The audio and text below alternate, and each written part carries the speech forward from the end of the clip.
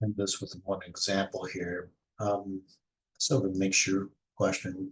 So you have a bottle with 180 milliliters of rum and 20 milliliters of Coca-Cola. Now the portion of Coca-Cola in the bottle is given by the following. Again, 20 milliliters of Coca-Cola to basically 200 milliliters of liquid, which is the rum and the Coca-Cola. So it's 10%. The whole liquid is 10% Coca-Cola. Suppose you start adding Coca-Cola to the mixture. Write a function that describes the proportion of Coca-Cola in the mixture after pouring X milliliters of Coca-Cola. Okay, so what am I doing?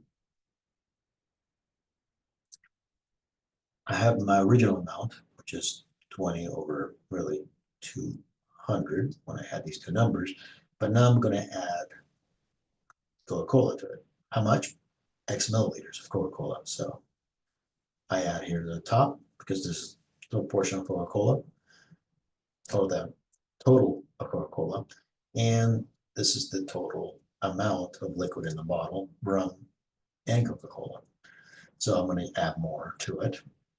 And there it is. I've written a function that describes the proportion of Coca-Cola in the mixture after pouring X milliliters of Coca-Cola. Now, what does the zero in this function represent? Okay, so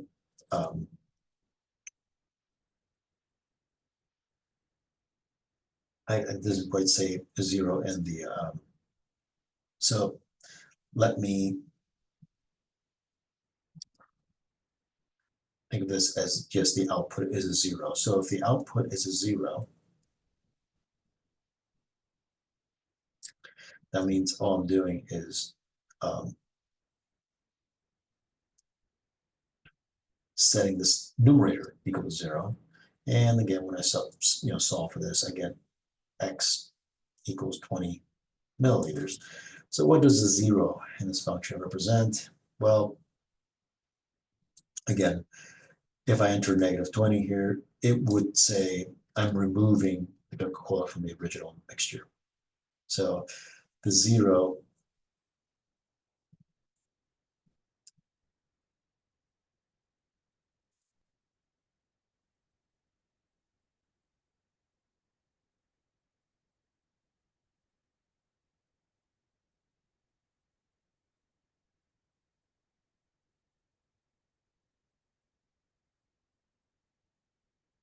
of Coca-Cola, right? So if I enter again, x goes negative 20, what I have is 20 minus 20, which again remove the Coca-Cola, and then got 200 minus 20, and I get 0 over 480. So this is the original rum mixture, and then I get my 0.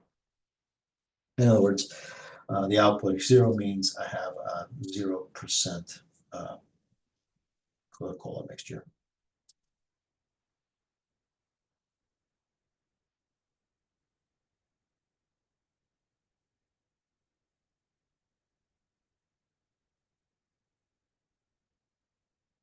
And it's pure rum.